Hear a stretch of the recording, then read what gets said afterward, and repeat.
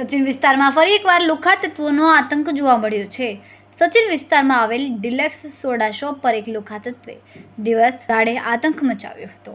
દુકાનદાર દ્વારા સિગારેટના પૈસા માંગતા લુખ્ખાઓએ બેફામ વર્તન કર્યું અને ગાળો ગલોચ સાથે મારામારી પણ કરી. સમગ્ર બનાવ સીસીટીવીમાં કેદ થયો છે. દુકાનદારના જણાવ્યા મુજબ મારનાર આરોપીનું નામ અંકિત પાંડે છે, જે વારંવાર દુકાન પર આવીને આ પ્રકારની હરકતો કરે છે. જાણે વિસ્તારનો કોઈ ભાઈ હોય તેમ વર્તે છે. દુકાનદાર દ્વારા પોલીસને અરજી પણ કરવામાં આવી છે, પરંતુ હજુ સુધી કોઈ યોગ્ય કાર્યવાહી થઈ નથી. હવે પ્રશ્ન એ છે કે સચિન પોલીસ આવા લુખ્ખા તત્વો સામે ક્યારે કડક કાર્યવાહી કરશે? પેટ્રોલિંગના દાવાઓ વચ્ચે સુરતના નાગરિકોની સુરક્ષા પર ફરી સવાલો ઊભા થયા છે.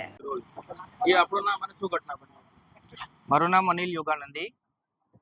સુરત સચિનમાં ડિલક્સ સોડા શોપની દુકાન ધરાવું છું અને કાલે બપોરે 2:30 વાગ્યાના અરસામાં એક અંકિત પાંડે નામનો વ્યક્તિ દારૂના નશામાં આવી અને મારી પાસેથી સિગરેટ ને બીજા માલ સામાનની માગણી કરી, જે ઉધારમાં એને મફતમાં જોતું હતું, જે મેં આપવાનો ઇનકાર કર્યો તો સીધો મારી માથે હુમલો કરી દીધો.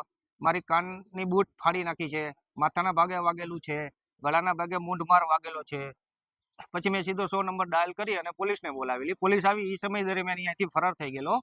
પછી અમે પોલીસ સ્ટેશને ગયા. પોલીસ સ્ટેશને જઈને અરજી આપી તો પોલીસ દ્વારા એવું કહેવામાં આવ્યું કે ભાઈ હવે એ વ્યક્તિ આ કોમ્પ્લેક્સમાં આવે તો તમે અમને જાણ કરજો, અથવા સચિનમાં તમને ગમે ત્યાં દેખાય તો તમે અમને ફોન કરજો, પછી અમે એની ધરપકડ કરશું. પ્રશ્ન એ છે કે હવે સચિનમાં અમે અમારો ધંધો છોડીને એને ગોતવા તો જવાના નથી, સાહેબ. કેટલા વાગ્યાની ઘટના છે? કુલ કેટલા જણા? હા, એ લોકો મતલબ 4 જણા હતા એના મિત્રો સાથે, પણ 3 જણા છે એમાં આ વસ્તુમાં ઇન્વોલ્વ નહોતા, કેમ કે આ વ્યક્તિ એટલો દારૂના નશામાં હતો ને, તો એના મિત્રો પણ એને સમજાવતા હતા કે ભાઈ તું આ વસ્તુ છોડી દે, તારી પાસે પૈસા છે ઓલરેડી, ખીચામાં 500-500ની નોટોની થપ્પી હતી, છતાં પણ હવે એ લોકોને બધાને ભાઈ બનવું છે. કેટલા વાગ્યાની ઘટના? આ છે કાલે બપોરે 2:30 વાગ્યાની ઘટના.